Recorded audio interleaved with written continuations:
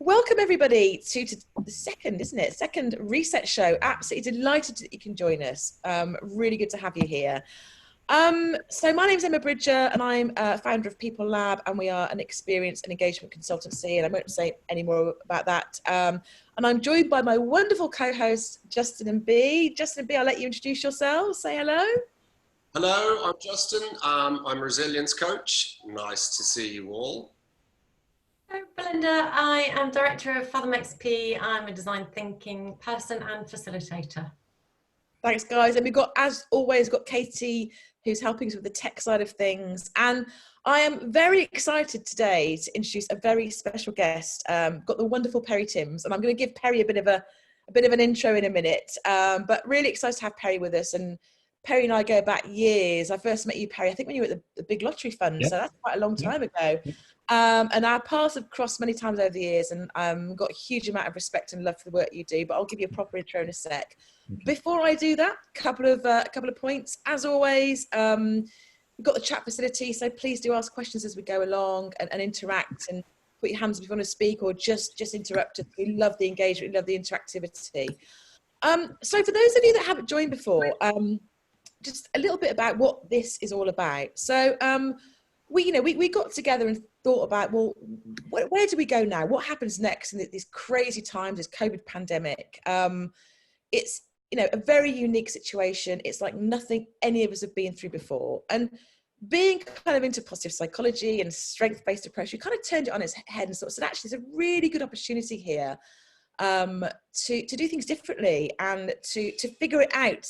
There's no playbook for this, there's no best practice. So, we can really use this opportunity, grab this opportunity to think about what kind of work do we want to create? What kind of workplaces do we want to create? What kind of experiences do we want to design and facilitate? And so we kind of set this up just to bring together this amazing network of like-minded, passionate people to kind of talk, share, collaborate, get involved on different topics. And we're running these every 2 weeks. And the first one was obviously a couple of weeks ago, and had a really interesting discussion and sparked loads of thoughts, I think, for all of us. And I think there will be a little bit of a TBC off the back of this around getting people together to kind of take some of these ideas forwards. And we've got a few ideas about some kind of really new and exciting research programs, some roundtables, and just getting people in a virtual room to kind of really take some of the topics we're talking about forwards and really create that playbook for ourselves. So this is what we think it looks like. This is, we're bringing in kind of ideas from lots of different disciplines. So that's kind of where we want to take this. So the idea of today is very kind of conversational. It's, very interactive. So please do get involved. And the topic for today is all about energy and managing your energy at work. And this is the reason, well, lots of reasons why I would invite Perry, but part of the reason I wanted Perry to come along today is Perry's new book is out on the 13th of August. Is that right, Perry? Tomorrow, yes. Yeah. God, where's the month going? It's called The Energized Workplace. So, very fortuitous. So I'm going to ask Perry in a minute to kind of give a bit of an intro about, what that's all about. But so Perry runs his own consultancy, and many of you, I'm sure, have come across his work. He's really prolific in terms of, blogging, very generous with content. And I love what you say about your business, Perry. It's about creating a better business for a better world. That's fantastic, and it fits with our kind of principle of strength-based and positive psychology. You're a well-known speaker. You've done TED Talks, which is amazing. You've written books already. Transformational HR was the last book, and that was a top seller on Amazon as well, wasn't it? And again, I know that you're very influenced by things like design thinking and those sorts of things as well. So have I given a good intro to you, Perry? Oh my goodness, yeah. So if I had an agent, you'd be on commission. So thanks a lot. Yeah. No, it's great to be here. And so a book about energy and this topic is obviously a good place to start, isn't it? But the story of it goes back to, I think, me doing a bit of consulting for a client. And I was working with different teams in HR at different points. I literally turned up one day in the week and I said, what am I doing today? And she said, go and talk to the ER team. I'd be like, okay. And after a while, I thought, well, this feels all right, but am I delivering value for money here? So I said to the HR director, I said, look, I like it, but what am I actually doing? She said, look, when you come in and work with those teams, you help them sort of think through problems and get some action in areas they may want to sort of try something new. She said, but I can see the energy is lifted in them for at least 2 or 3 days. And I was like, oh, so I'm just like an energizer then. She said, well, yeah, of course you are. Now, that was the start. I mean, I'd already ordained myself as Chief Energy Officer because people kind of said I'd bring the positivity. And that really underscored it. But that was the beginning of my fascination with why do so many people struggle to get energy from their work and just give energy to their work? Yeah. And that permutated into a TEDx talk I did in 2018 because I'd started to do a bit of research on it. And in the talk, I had this example of The Matrix where Keanu Reeves' Neo character woke up and realized he was the energy source behind the Matrix, and he was living and he unplugged from it and he came alive. And I thought, that is such a good metaphor for what most people do at work. They plug in, their energy is sucked out into the Matrix, and then they unplug and they're screwed really because they've given it all. And then we wonder why we have 595,000 absences a year based on mental ill health because of stress at work. It's just, I called it a crime against humanity, and I think it is. It's an absenteeism of a duty of care of people that we just deplete their energy and we don't give them anything back. That was the whole reason for the book. I love it. I love it. I love the analogy as well.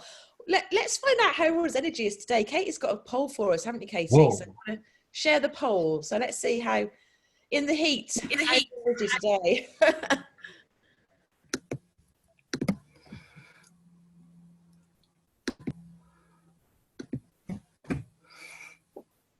Got a few answers coming in. Yeah. Okay. Do you want to share that, Katie? Able to share it? Sure. Okay, so there you go. That's how I'm feeling today. I don't think the heat helps, does it? It definitely zaps my energy. It's like, but yeah, that's. I think it's an interesting start. And Perry, I love that story. If you could stop sharing the poll, thanks, Katie. And interestingly, it's not something that I am, really expert about, this idea of energy at work. And I, as you know, Perry, B and I are just finishing off our book on employee experience at the moment. And I was doing a lot of reading around positive energy, positive leadership and positive energy for the book, and came across the work of Kim Cameron, which I'm sure you're very familiar with. And it just resonated straight away. This idea, exactly what you've talked about, of how some people really, you spend a bit of time with them and you feel really energized. It fills you, fills your battery back up, doesn't it? And you're one of those people, Perry, actually. I always feel really energized after a conversation with you.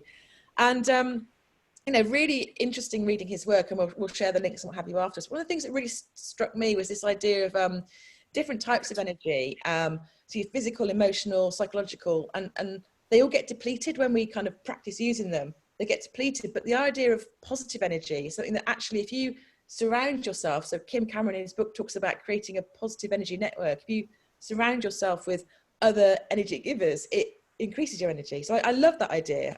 Justin, I think you've got some thoughts on this topic. Yeah, I do. I think the interesting thing about energy is, of course, you can, as you were saying, Perry, you can plug in and be depleted. But the other thing about energy is, if you invest it in the right way, it generates more energy, right?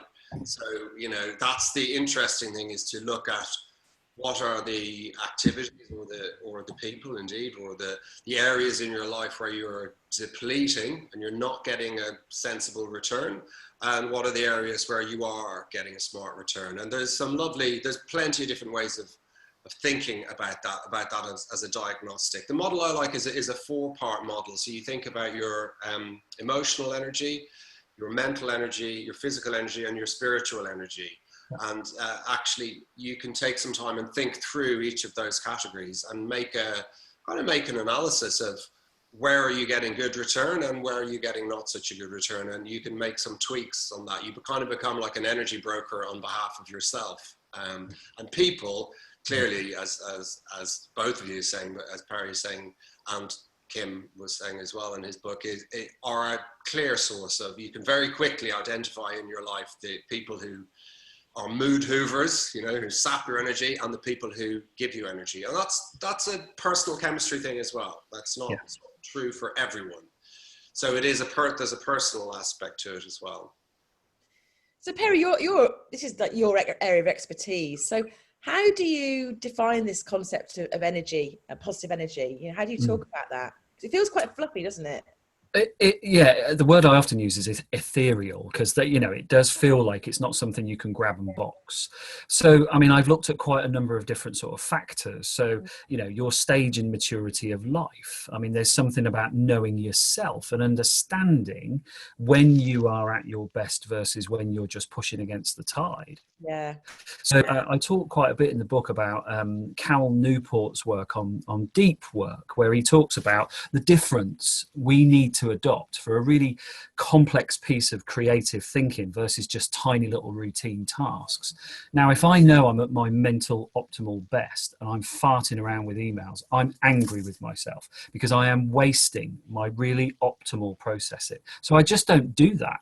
I just think, no, I am not going to touch that crap because I've got a really detailed piece of restructuring advice to give, and I need to absorb a lot of information. I need to synthesize it out. I need to be creative on it. So there's some of that knowing yourself stuff that I think is really, really strong. And then talking to Justin's point about spiritual energy, that's always interested me. Not adopting any form of orthodox religion, but feeling a sense of something, right? Like Mother Nature or whatever it might be. So in the book, I conscripted somebody who knew a lot more about it than me, about things like the chakras. Because I'm not a yoga practitioner. I don't really meditate. I am not that sort of person. And yet I needed to know what was going on here. Yeah. And the story about this tracks back to a PhD student, a Danish guy studying in Bucharest, who was introduced to me, who had access to a Soviet-based quantum physics piece of machinery that could measure the quantum energy that human beings emit. And it just blew my mind. Wow. And so literally, quite literally, and the story goes that the Soviet developers of this technology used it on their athletes to predict injuries, because they would take these little nodes and pin them to your sort of fingertips, and they would take a reading from your quantum energy. They would map it to the chakras, and they would say, you better stop practicing because you might tear a calf muscle. And if they ignored the advice and went and tore a calf muscle, the Russian doctors were like, see, we told you. And so this predictiveness based on an energy we emit is something that, you know, almost conveys all the logic of natural science and destroys it. Wow. So I guess there's something in that sort of thing that I wanted to start to tap into, to say we are not as simplistic in terms of motivation and effort as we appear to be. Yeah. We are not all motivated by moving away from punishment or fear of letting people down or whatever. We've got this thing within us, this spirituality, and I wanted to unpack that. So again, I wouldn't say I've got expertise in it, but I am probably more interested in the sort of rabbit holes I can go down with this now and try and explore what can we do individually, but more what can we do collectively to design the right systems that optimize our energy. Yeah, no, I love that. And being a psychologist, so I've got my sciencey side, I always like to get the evidence. You know, it was really wonderful actually reading Kim Cameron's book, because he's a professor, I think, in Michigan, and you know, he talks about studies that he's done. You know, he demonstrates how they evaluated and measure net energy givers in organizations, and demonstrated that they were more creative, that had high levels of well-being, they performed higher. So there is something going on there. So I quite like the fact there was a sort of sciencey base, because I think that makes me feel more confident about talking about the concept and using it. Yeah, me too. And whereas science may not, conform with things like the chakras, I think there's definitely something in the fact that goes back so far and can be correlated to some of our physical, emotional, and biological functions that I think you're like, well, whatever you call it, there's something about the map of us in an energy sense that absolutely we could be more cognizant of and use in much more of a sort of a nice way. Got a message, I think, from Laura. Just have a quick look, Laura. Yes, I will put it in the follow-up, but it's Kim Cameron. He's written a number of books, but the one that I was reading was Positive Leadership. Can't remember the exact name, but we'll share the links anyway. But it's a fantastic book, and it's really practical as well. And I was, it really resonated with me. And just, I think we can all relate to this, can't we? This idea, it's so obvious in our lives, those people that we spend time with, and we just feel great afterwards, and those people at work that we spend time with, I can't do this. This is just, exactly my energy. And what was interesting to me was, he was saying that if you're a net energy giver, it doesn't correlate to any of the kind of the big five, called big five in psychology, which is extroversion, openness, conscientiousness, and I can't remember the other two, but it doesn't correlate them. So this idea that you have to be somehow extroverted and very, it's not about that. You can be very extroverted, but not be a great listener and interrupt people. So I think that was quite an interesting concept as well. I'm sure you've got lots of thoughts on that, Perry. Yeah, and do you know what? In the book, I didn't cover anything about positive psychology, and that was not necessarily deliberate. That was me going into a space where it's like there is something about the essence of this that I want people to find things like positive psychology rather than I use it as a backup mechanism or a justifying mechanism or whatever it might be. So really, in the nicest way possible, I wanted people to feel this book more than compute this book, right? And then go on a trail of computation if that's what they needed to do. But you're right about all those factors that we have about personality traits. And so again, one of the things I'm thinking is when we select people for jobs and work, right, we often go on those personality traits.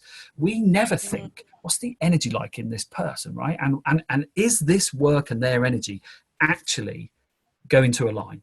We never ask that question. And you say, well, how would you know that question? Well, you put them in a simulation. You see how they come to life. You see how they bring other people in and what they do to lift certain circumstances. So I just think things like interviewing techniques and our reliance on psychometrics can be an incredibly narrow field to make decisions like that on. So, I mean, there are people you can probably name them who would be on your bench as your energizers. You may have technical skills that they have technical skills that you don't have, but ultimately they're people who lift you. It's that kind of vibe. I think what was really fascinating for me was, going back to psychometrics and psychology, is we have got psychometrics for everything. And what was interesting with this concept is you can't fill out a psychometric because you can't evaluate yourself, because it's not about how you feel about yourself, it's about how others experience being with you. And I thought that was really fascinating. So it's a very in some ways it's quite an objective, although it's subjective, it's quite objective, because they all say, yes, you energize me, or no, you don't, so I thought that was really interesting as well. And I think he talks about areas around after spending time with someone, do you feel energized? Have you got more stamina? Do you feel more creative? Do you spark ideas? Do you have more vitality? So those sorts of things. So but I don't know if you've got any thoughts on this concept. We've not heard from you yet, or any questions? I've got two big questions that go in completely different routes, and then one thing to share. But the question is on, it feels very binary at the moment. It's either you're an energy giver or you're not, and I'm sure that's not the intention. So I'm just wondering how binary it is, or whether it's more of a scale, and also the context. I'm thinking about a colleague that I work with, and actually we worked together face to face for the first time in her garden for 6 months yesterday, and it was amazing. It was such a lovely experience. We both left absolutely fizzing. And I'm wondering whether that's something to do with the combination of two people rather than all existing in one. So my view on that is absolutely it isn't binary, and it is contextual. So there are times when either I'm being too energetic, and what I'm doing is I'm almost causing a short circuit in somebody else. They're like, well, that's too much, easy tiger type thing. So, this quite literally is a current that needs to match. So, it's an AC/DC thing. It really is that. And so you're right. There are situations sometimes when and I think sometimes we emit something of a need, and other people can respond to that without computing that logic, and they respond to that need, and that's when there's good flow. And that's what you experienced yesterday. Now that might again sound like lots of mystical shamanistic type stuff, but I think we're more receptive to the energy vibe of people than we give ourselves credit for. And that's why I was so interested in unpacking chakras, because that's what that talks about. I've often had people who have been in and around me, and then all of a sudden we don't get on, and I'm like, why don't we get on? And somebody once explained it to me like, our vibrations were probably never aligned, but we compensated for them by not quite understanding or just having a superficial level of clarity about why we were even connected. And then it became apparent that we didn't have that alignment in the energy vibe. And so therefore nobody did anything wrong. Nobody said anything insulting. The energies just weren't compatible. So it comes back to the point Justin made about chemistry. Now, we cannot always ordain or choose that it kind of happens. It's all about our state of being rather than lots and lots of choices. People often say, surely being positive is a choice. Now, I think there is a kind of positive mindset you can adopt. And Emma, you'd agree with this, being a pos-psych kind of person, and even Justin with resilience, you know, it's like, so do I crumble here or do I stand firm, you know? But I think there are some things where we are acting almost on an mission, not necessarily of our own determination. It happens and we respond to it. So I think that's where I'd go with that, B. Love it. Thank you. I've got another question for you. So Perry, as you know, I'm really interested in organisational culture and do a lot of work.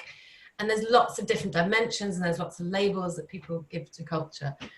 But this concept of energy in culture is a really interesting one. And if I think about it, when I hear that label energy applied to organisational culture, it's a really high energy culture that can sometimes be shorthand or a euphemism for it's a burnout culture. Yeah. So what's the relationship between energy and culture? Well, I think it's a very strong one, because I think, again, people talk about culture, don't they? And I often have it's a million conversations and all sorts of other things like that. And it's not an engineered thing. It's a happening thing.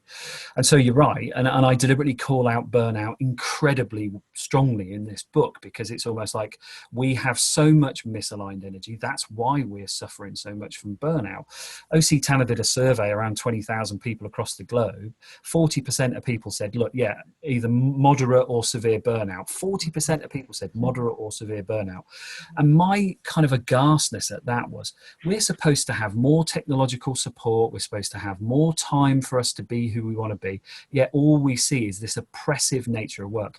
So I think that's a combination of culture and design, or design that creates a bad culture. This is my whole premise. This is like, we've deliberately, but perhaps accidentally, created the conditions that are oppressive enough that people are ill just by applying themselves at work. And therefore we can undesign that or redesign that to be much more regenerative. So, I do call out Kate Raworth's donut economics as a concept and say, look, we need a human energy version of donut economics where we don't overshoot. We're not using dirty energy to prop us up like caffeine and stimulants, but actually we find a regenerative way of working. And again, you'll be interested in this sort of cultural dynamic here.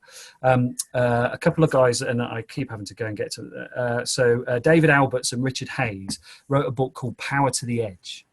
And it was about command, control, and influence in the technology age. And I have this concept that too much work is done in a cage and not enough is done at the edge. And the edge is where you discover the sort of the boundaries of your culture and what's beyond it, where you discover new things to learn, new relationships to build. Instead of being locked in this cage, we are quite literally like a pacing polar bear. And it's that I want to see us break out of. Because I think culturally, it's like, but that polar bear is safe and it gets fed. It's like, but it's so understimulated. It's driving itself nuts. So there's something about culture that encourages people to step to the edge that I think is where we can find this regenerative spirit. Yeah, I love that. So just picking up on that, I'm going to ask Justin to jump in a sec, but just while I'm on the train of thought, thinking about culture, thinking about how we deliberately design organisations that help us to be energised. I know you've got some thoughts on that, but just really quickly, I was working with a client recently and we were doing some online workshops, and they were a very traditional client, and they were, talking about the kind of application of this to COVID and then post-COVID world. How do we use this? How do we re-engineer the way we do things? We've got this opportunity to do exactly what we're talking about. And this individual I was talking to, it was basically looking at, how do we work differently in this new world? And we're using appreciative inquiry to take them around the appreciative inquiry, so able to figure it out for themselves. And one of the managers on the call was saying that he absolutely was fundamentally against home working before COVID. And he completely changed his view. And he sort of said, I'm looking now at going back to the office and it feels like we're in a cage. He actually used those words. It feels like we're in a cage. We're in these little cells. Why would we do that? He said, even though we're at a desk, why would we go back to that? So I think, and it was a really great story to have someone that was so anti do such a 360. It was really interesting. But what thoughts have you got on how we create cultures? I mean, I know you do a 4-day working week, don't you? Which is, tell us about that. Okay, all right. So in direct response to the fact that we have no variant in our stimulus, we are all sat in the same space every day at the same screen. We've been operating like that since the middle of March. And bear in mind, we're a dispersed team. There's 8 of us across 4 time zones. So we always knew virtual was going to be a big part of who we are. But when it's completely almost like Groundhog scenario, that even somebody with this sort of undying spirit that I've got, I was looking at myself going, I'm exhausted by this, and I really struggle to think, but this is enjoyable, there's no travel, what's going on, why are you so? It was just purely, there was no punctuation to it. Yeah. So quite deliberately I started to think about how can we create a different energy, and so that's why I proposed to the team and they just went for it. Wellness Wednesday. So we are operating on a Monday and a Tuesday. On Wednesday we do whatever's good for the soul. And then on Thursday and Friday, we're back on again. And a few people said, God, that's interesting. Why didn't you just create, a 3-day weekend? I'm like, I don't know about you, but every time I have a long weekend, I feel like I'm having to run uphill to get going again. So I wanted a punctuation, almost like a rhythm, where it's 2 full on but not exhausting days, then a punctuation, and then 2 more on days. And it's only been 4 weeks, but I'm telling you now, I love Thursdays now because I am so on my game on a Thursday. Brilliant. Thursday was the biggest struggle for me. Right. Yeah. That's really interesting. And we're going to share a load of resources afterwards. There's like a lot of research into this whole idea of the 4-day working week and how we kind of get to a certain point and we plateau. I find it a real challenge because, like many business owners, I work crazy hours and I'm like, I just can't get it all done. But it's something I'm really challenging myself with. But Justin, I know you've got some questions, I think, or you want to ask if anyone else has got questions? Yes. So you'll see Katie's made a note in the group chat. If anyone's got questions for Perry, please fire them in the chat. Because you'll have me and Emma and B next time, but you won't have the joy of Perry. Oh boy, this is like the top of my head's lifted off. There's so many different things I want to talk to you more about and find out more about and connectors. But I suppose to add to the flow of the conversation, this point we're at where we're talking about how organizations can support the individual. This is a real, it was a bugbear of mine and now it's becoming a passion, which is good energy, I suppose. It's because it's fueling me rather than draining me. And it's changing slowly. So for years, I would have endless meetings with businesses saying, our people aren't resilient. They need to be more resilient. And I'd go, okay, so then we'd have a conversation and I look at the working practices and I'm going, but the people aren't the problem. What you're expecting them to do is the problem. Are you crazy? And I'd be kind of going, don't bring me in for 3 hours. I tell you what, just give them a meal voucher and let them go out and have a nice time for an hour or something. This is absolutely insane. And I think I'm pleased, I'm heartened that this is an emerging field where we're stopping to just apply theory onto humans and kind of treat us as if we're robots. It's not that straightforward. And yes, if we manage to take personal accountability for managing our own energy better, and we're given the tools to understand how we can do that. If you're working with an organization or people or individuals who also understand that, well, there you go. I mean, I imagine you've seen examples. Well, you are talking about an example of it right now. You're a 4-day week. You're going, I know, I can quantify the effect that has had. This isn't, airy-fairy. This is, you could probably do analysis on the quality of your work output or, however you wanted to measure that. And it would be there for everyone to see. So I'm really interested, and this is partly why I'm drawn to this work that we're doing together with Emma and Belinda and yourself, is that this is where our areas overlap, and this is what gives us energy. We have these conversations, and all 3 of our interests overlap. And so I leave these conversations feeling even more energized. Right. So, so I'm going to stop because there's a question there. Yeah, I saw that. While you're getting that question up, we had a meeting this week as a team where we know exactly how we're going to measure this in terms of optimal level of performance, how people feel and so on. We also said, but our position beforehand, don't we need that to then do a compare and contrast?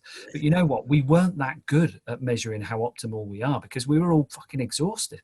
So You know what I mean? Quite literally, we didn't pay any attention to it. Yeah. So therefore, we're going to say, right, there's a red line. Now let's look at what the outcomes look like, and don't worry too much about the comparison before, because why would you compare something that was really ugly and messy with something you've now got lots of really good information on? So that's how we're going to measure it. Brilliant. It'd be really interesting to hear more about that, Perry. Actually, when you get to that point, get you back on, you can tell us how you do that. Yeah. Because of course that's the things that business leaders and the chief financial officers are going to want to know, aren't they? And there is a body of evidence out there. You can make the moral or the ethical argument, but there is also, of course, a business argument out there to say that it does overlap. Actually, of course it does. Yeah. The question there, Perry, is about. Yeah. It's from Debbie, who's saying, apart from it being lovely to see you again, is saying whether positive energy can be taught, and in particular, are we talking about how can we upskill managers to be better at that? Yeah, so I mean, I think there are some, I suppose you'd say, sort of mindsets and ways of being where it could be pretty difficult to teach people it. But I think I've always thought that if you can demonstrate to people their version of it that they haven't quite activated, they're more likely to be able to do that. So not like copy me, but like, what's your version of when you're on fire and all that kind of stuff, and just bring that to front of mind. I think that's an individual thing you can do, and that's coaching and dialogue, I think, and all those kind of things. Now, in respect of can you teach managers this stuff? Well, yes, you can, and I'll tell you why. Because they're operating an oppressive system right now. So get them to work with their teams to build one that's the complete flipping opposite, that unleashes creativity, that helps people step into spaces they've always wanted to. That there is no need to have a secret key to this. It is literally just talk to your people, ask them what gets them going and what gets in the way, start to redesign together, try it out. If it flops, adapt it and do it differently. I mean, it's a DT thing. I'm sure B's kind of going, yay, empathy led and all that. And it absolutely is that. Now, they'll need some courage as a manager to draw a little ring around themselves so they don't get infiltrated by other people saying, you're mad, you're nuts, stop doing that. They'll need to create a little vacuum so that they can work it out for themselves. But I'm telling you now, and I've seen it, some teams, when they do that, can outperform so much. The other people who operate nearby think, what the hell are they on? How did they get to that position? And then they get envious and they want to replicate it and do their own version. So I think you can absolutely teach it, because this is all about systems and the interplay of people and the systems, their relationships with each other. I mean, self-management's got such a lot to offer here, because it just creates agency and accountability at an individual level. But you don't even have to do that. You can have traditional hierarchical management, but who opens up the conversation to like, how do we feel about what we do? Can we redesign it so that we're all more optimal and pleased and supportive of each other? And we pay so little attention to that. It's unreal. I don't know why it's not obvious to people, but I think they feel embarrassed or ill-equipped to do it. I'm saying there is no rule book for this, just a dialogic approach with good design principles, experiments and evidence, and off you go. Yeah, I think you can see how something like appreciative inquiry would be a great framework to have a conversation. All the time. And we'll share some, anyone who doesn't know about it, don't be put off by the name. We'll share some tools on that. It's a really great tool if you've not come across it. It's a strength-based conversation that enables people to have different conversations, because often in organizations, we always focus on what's broken, what needs fixing. We very rarely say, well, what does good look like and how can we get more of it? So I think that would fit really well. As you were speaking, Perry, I mean, I go back to, because I am a psychologist in the room, apologies for that, but I go back to, there's quite a few different concepts and ideas that I think you can overlay on this. And I think, the work of Sean Aker, Happiness Advantage, he talks about, when we experience positive emotion, we have a rush of dopamine in our brain, which makes us feel great, but also switches on all the learning centers and makes us more creative, just better at everything. And I think, I'm hypothesizing here, but I would imagine that when you're with people that you get a positive energy from, you have positive emotions. So I think there's a really solid emotion linked to kind of the theory of positive emotion there. And I think going back to, can you teach it? I always come back to the work of Sean Aker and lots of positive psychologists around. Absolutely, you can teach yourself to rewire your brain to scan for the positive rather than negative. And there's a heap of research that proves this can be done. Something as simple as gratitudes, we can teach ourselves to notice different things, we can absolutely do that. And it's a great body of research that kind of backs it up. So we'll share some of this afterwards. But But getting towards time, and what I'm really interested in is how we take this forward, because I'm really excited by this conversation, Perry. I think I just sparks so many ideas. I'm sure many of us are. And I'm thinking, we've got this opportunity with Reset. We've got the opportunity, many of us, to work with organisations or in organisations to do things differently. Where do we start? How do we start to bring some of this thinking in, and what do we do, and where do we take it? I guess that's what's buzzing around my head at the moment. And I saw Justin's hand up. Was he? Yeah. So before we move to the what next, which is obviously where we need to finish off, there was another question in the chat, which interestingly, you were talking about other things you can overlay, and the question is, you've seen the question, Perry, have you? Yeah. About emotional intelligence. Yeah. So I think we use every data point we can that has an impact on what we know about ourselves and the systems we're operating in order to make better choices about how we optimize our energy and design it and capitalize on it and so on. And emotional intelligence is absolutely one of them, because if you haven't got the self-awareness to know how degrading you can be to somebody by the way you behave in terms of their energy just disappearing, then that's a bad place to start with. So yes, there's a lot of education from EQ based stuff, and I can remember finding out my own kind of EQ tendencies and actually being both happy with some of them and then really shocked about others, which is really, I do that shit, I'm not aware of that. So a bit of Johari window blind spot stuff was coming in. I think the great thing that emotional intelligence gives you is the chance to think about yourself in a way that you can describe with good synthesis that other people can attach to and go, now you've said that about you, now let me tell you about my perspective on you. And then you have this almost correlating conversation, or this slightly different position, and then you realize what it's all about. It's I've just got my own lens on it now.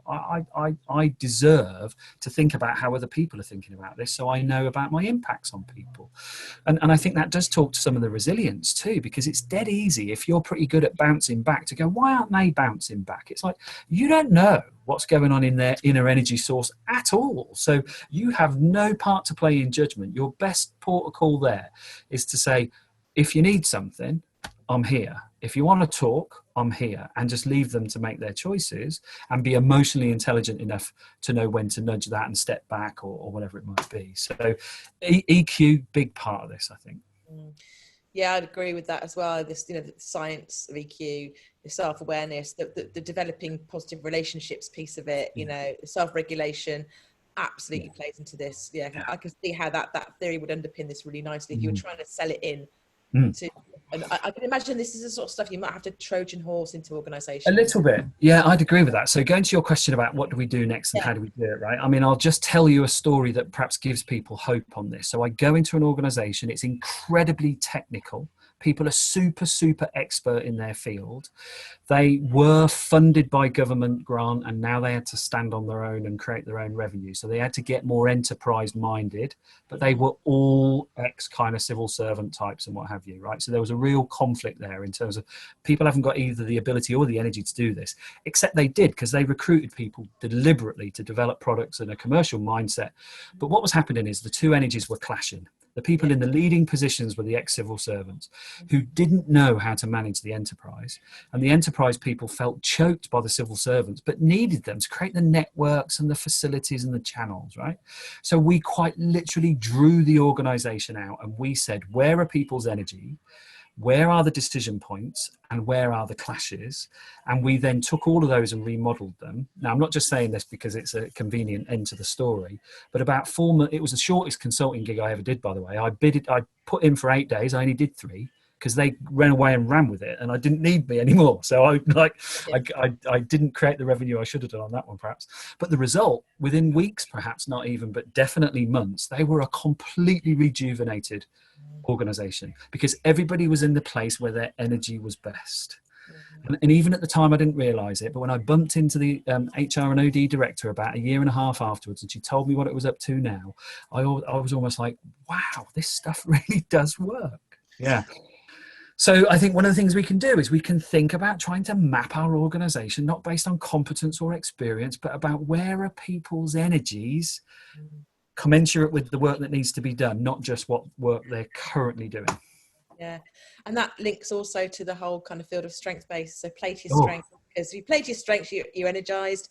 Totally. The minute you got to do stuff that isn't a natural strength, it zaps your energy. And I think so. That's really exciting. How can we create and design organisations where people play to their energy and strengths? Yeah. And I've kind of got, imagining a sort of a network map of different kind of energy points, energy givers, Exactly. for different people. That's really exciting. And I think we're pretty much at time, but Okay.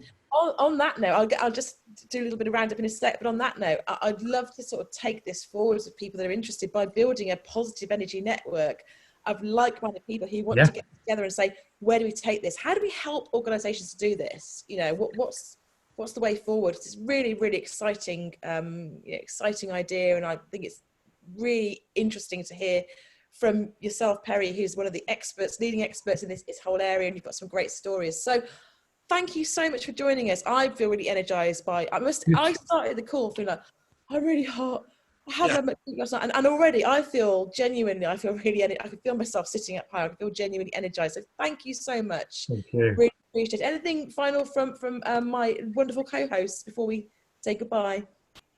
Well, very briefly from me, just to say, we are thinking about this, aren't we, Emma and Belinda, about actually, when we say creating this thing, this is actually something we're thinking about. How do we create? So we're aware that we have this 45 minutes and there's quite a lot, it is a show, so there's quite a lot of download from us, but I'm looking at 16 other people who will have expertise and questions and experience and thoughts, and how do we capture all of your input as well? So this is a question out to everyone who hasn't been able to contribute because we've been talking too much. How do we carry this forward? We're developing ideas on that, so we'd really appreciate input from everyone who's been on this call and the previous call, and Perry as well, thoughts from you on what else do we do? This is 45 minutes, but there's so much more to be done with this topic. Yeah. Just to add to that, Justin, anybody that signed up via Eventbrite will get a copy of the recording, which I'll send to you by email. So please feel free, just respond to my email with any thoughts, any questions. We'd love to chat with any of you. There'll be extra reading and resources as well, so we can definitely keep this conversation alive. Yeah, so what we do is a nice follow-up with all the links to the different books and papers we've talked about, just trying to make it easy for you so it's all in one place. So we'll send that out afterwards. But anything from you before we say goodbye? No, just, hot and energized, love it. I think one thing, a really practical thing that people could do after this is invite people to the next one. I think, community and organisation and movement is great when we bring more people in, so bring in your high energy folk. We'd love to have them join us next time too. Definitely. Love it. Let's create our positive energy network here. And so thank you, Perry, so much. It's always great to speak to you. I always enjoy our conversations. You always energize me. Good luck with the book. I should be buying it tomorrow. Can't wait to read it. And I'm sure we'll catch up soon. So thanks so much, Perry. And thanks for the chance. soon. Lovely to see you all. Yeah. Bye. Thank you so Good. much. And do it energetically. I know. Bye. See ya.